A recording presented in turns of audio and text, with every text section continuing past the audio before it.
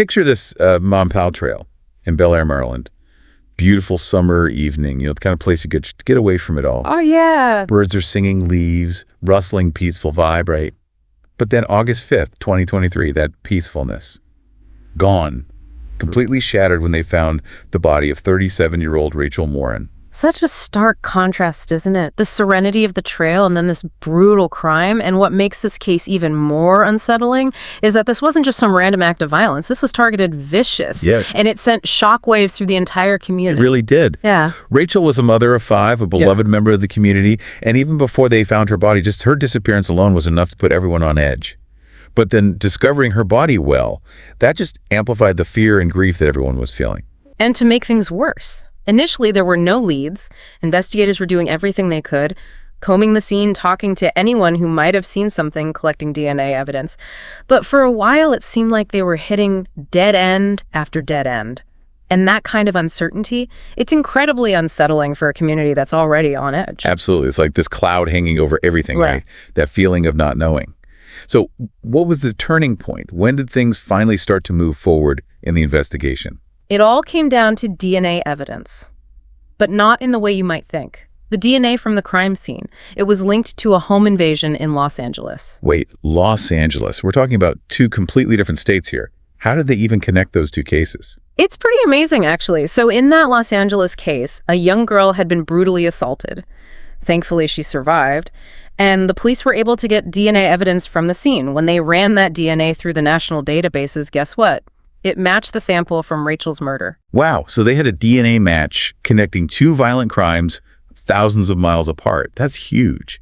Did they have any idea who they were looking for at that point? Not right away. They released a composite sketch based on descriptions from the Los Angeles attack, hoping someone might recognize the guy, but the real breakthrough, that came with genetic genealogy. Genetic genealogy.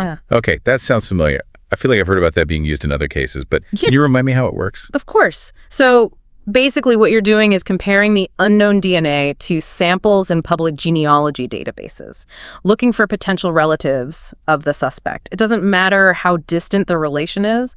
It's kind of like building this massive family tree, working your way backward from those distant cousins until you zero in on the person whose DNA matches the crime scene sample. Like DNA detectives. Exactly. So did it work? Did they find their suspect? They did. Genetic genealogy led them to a man named Victor Antonio Martinez Hernandez. They found him in Tulsa, Oklahoma. And further DNA testing confirmed that his DNA was a match for both the Los Angeles assault and Rachel's murder. That's incredible. It's amazing how this technology can be used to solve cases that would have seemed impossible before. Can you tell us more about this Martinez Hernandez? Well, what we know is that he was an illegal immigrant from El Salvador. And if you remember that brutal home invasion in Los Angeles, well, that case gives you a pretty clear picture of the kind of violence he was capable of. Chilling to think he was able to move around the country, possibly committing other crimes before he was finally caught. What were the specific charges brought against him in Rachel's case? First-degree murder and first-degree rape. Those charges, especially the rape charge, they really brought to light just how horrific Rachel's final moments were. Heartbreaking. How did the community react when they arrested him? You could feel the relief in the air, but it was mixed with anger and sadness, too. This overwhelming desire to see justice for Rachel. The community really rallied around her family during that incredibly difficult time. Says a lot about the kind of impact Rachel had, that even in the face of such a tragedy, there was so much love and support for her family. It speaks volumes about the kind of person she was. It really does. And that support was crucial for her family as they faced the long road ahead of them. The trial is going to be incredibly difficult. I can only imagine. Oh, yeah. Having to sit through those proceedings, reliving the trauma of her loss while confronting the man accused of taking her from them. It had to be one of the hardest things they've ever had to endure. Absolutely.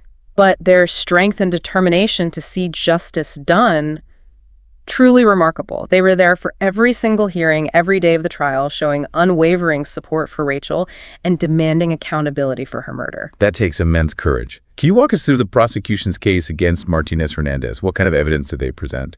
Well, the heart of their case was the DNA evidence, that direct link between Martinez Hernandez and both the Los Angeles assault and Rachel's murder. We're not talking about some circumstantial connection. This was a direct scientific match, the kind that's incredibly difficult to argue against. So the DNA was the key piece of the puzzle. Did the defense try to challenge it? They did, which is pretty standard in cases like this. They tried to raise doubts about how the evidence was handled, the possibility of contamination, even questioning the reliability of DNA testing in general.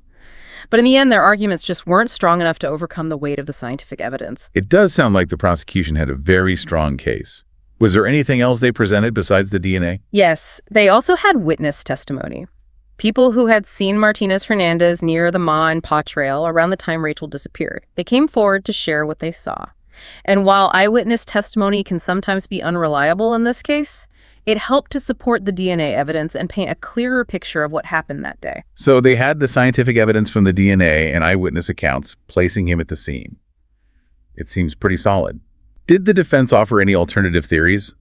Try to shift the blame to someone else? Their strategy seemed to be more about creating reasonable doubt rather than presenting a completely different story. They tried to poke holes in the prosecution's case, like I mentioned, but they didn't really offer any alternative explanations for Rachel's murder. Makes sense. That's a pretty common defense strategy, especially when the prosecution has such strong evidence. Did they call any witnesses of their own? Present any evidence to support their claims? They did call some witnesses, mostly to challenge the prosecution's experts on the DNA evidence, but their attempts to discredit the science, not very successful. The prosecution's experts were highly respected in their fields, and they did a good job of explaining how reliable and accurate the DNA testing methods were. Sounds like the defense was fighting an uphill battle from the start. With such a strong case against Martinez Hernandez, what was the atmosphere like in the courtroom? Was there a sense that justice would prevail? There was definitely a feeling of anticipation and hope, especially from Rachel's family and the people from the community who were there. They had been waiting for this moment for so long. The chance to see the man accused of taking Rachel from them held accountable for his actions. I bet it was incredibly emotional. It was. There were moments of intense grief, anger, sadness, but also moments of solidarity and resilience. It was really inspiring to see how the community rallied around Rachel's family. You could feel that everyone was united in their pursuit of justice. It's amazing how a tragedy like this can bring people together and strengthen their resolve to stand up for what's right. What about the jury?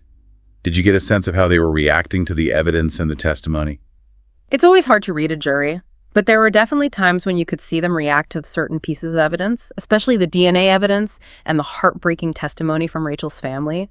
You could almost feel the weight of the case on their shoulders as they took in the gravity of the crime and the impact it had on so many lives.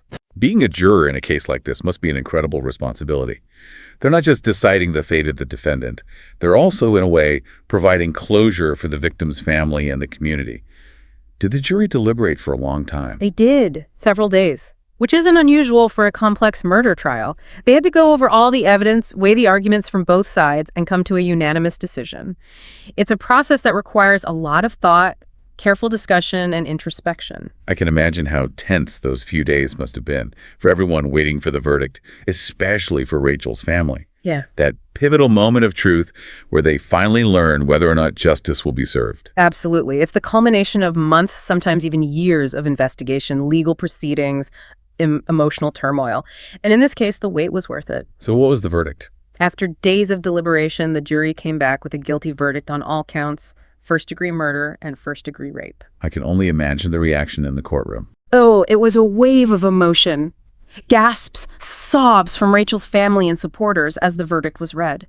This overwhelming sense of relief, validation, and most importantly, justice being served. That must have been such a powerful moment for everyone who had been following this case. It really speaks to the hard work of the investigators, prosecutors, everyone involved, that they were able to secure this conviction. It shows that even in the face of such a horrific crime, the system can work to bring the perpetrator to justice. It really does. And while nothing can truly bring Rachel back or erase the pain of her loss, this verdict at least provides some measure of closure and accountability. It sends a strong message that these kinds of violent acts will not be tolerated and that those who commit them will be held responsible for their actions. Such a powerful message, and one that the community needed to hear as they begin to heal and rebuild after this tragedy. What was the sentence? How much time will Martinez Hernandez spend behind bars? He was sentenced to life in prison without the possibility of parole. He'll spend the rest of his life incarcerated, ensuring that he can never harm another person again. A just sentence for the crimes he committed. It brings a sense of finality to this long and painful chapter for Rachel's family and the community. They can now hopefully begin to move forward, knowing that the man who took her from them will never be free to hurt anyone else. That's the hope. While the scars of this tragedy will undoubtedly remain, the conviction and sentencing of Martinez Hernandez offer a sense of justice and closure that will hopefully allow for healing and a renewed sense of peace in the community.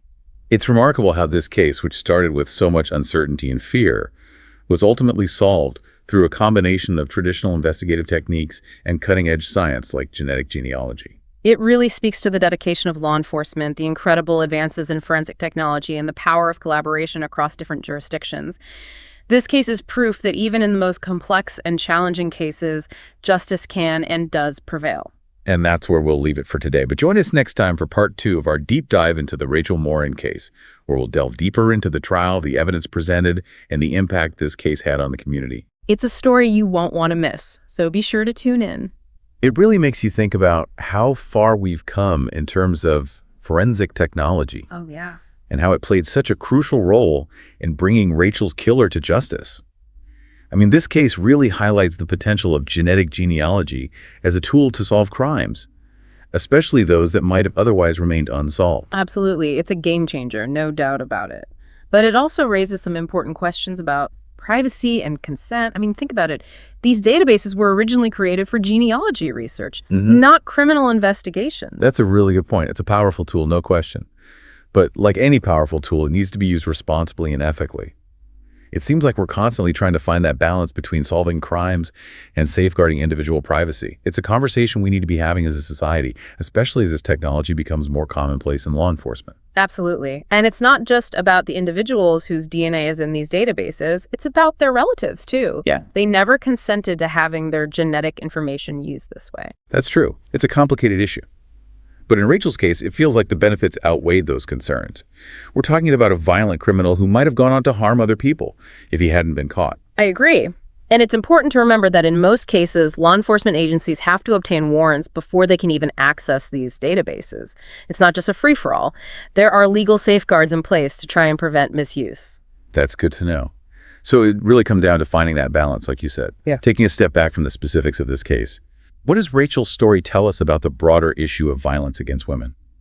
It's a tragic reminder that women are disproportionately victims of violence, often in public spaces where they should feel safe. Rachel was just out for a jog, something she enjoyed when her life was brutally cut short.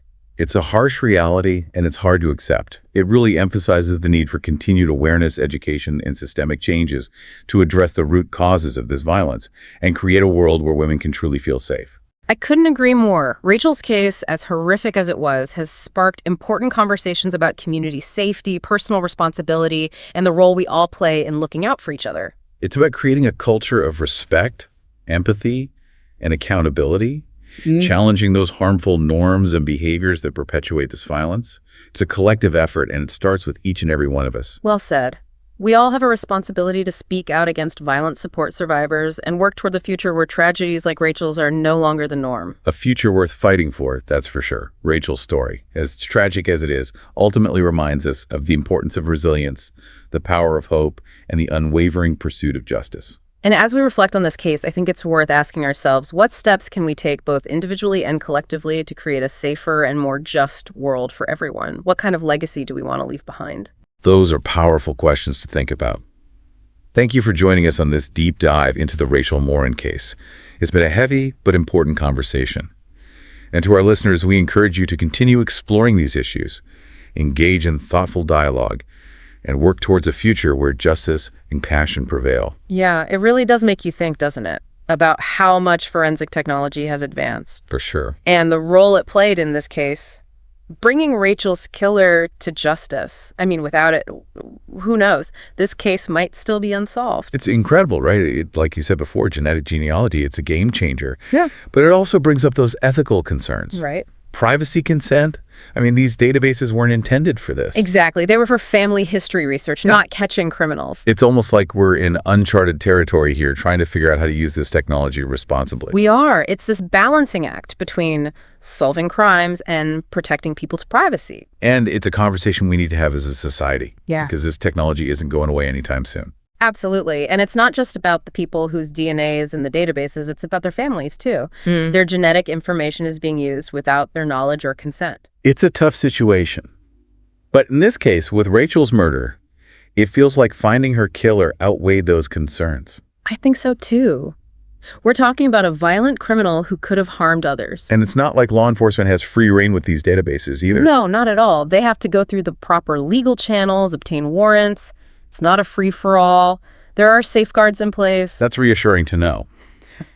But even with those safeguards in place, it's still a conversation we need to keep having. As a society, we need to decide what level of access is appropriate. Absolutely. So important. Shifting gears a bit, Rachel's story, it really highlights a much bigger problem, right? Violence against women. It does. It's a tragic reminder that women are far too often targets of violence, and often in places where they should feel safe, like Rachel. Yeah. She was just out for a jog, something she enjoyed, and her life was taken from her. It's a horrifying reality, and it underscores the need for greater awareness, education, and systemic changes. We have to address the root causes of this violence, create a world where women can feel safe no matter where they are. Couldn't agree more. It's about fostering a culture of respect, empathy, and accountability, challenging those norms and behaviors that allow this kind of violence to continue. It's a collective effort, something we all have a part in. Exactly. We can't stay silent. We need to speak out against violence, support survivors, and work towards a future where tragedies like Rachel's don't happen anymore. That's the goal, a future worth fighting for. As tragic as Rachel's story is, it ultimately reminds us about the power of hope, the importance of resilience, and the unwavering pursuit of justice, even in the darkest of times. It does. And as we wrap up our deep dive into this case, I think that's crucial for each of us to reflect. What can we do, both as individuals and as a community, to create a safer and more just world for everyone? What kind of legacy do we want to leave behind? These are the questions we need to ask ourselves. And thank you for joining us on this deep dive into the Rachel Morin case. Yeah. It's been a difficult but incredibly important conversation. It has. And to our listeners, we encourage you to keep exploring these issues, keep the conversation going, and continue working towards a future where justice and compassion prevail.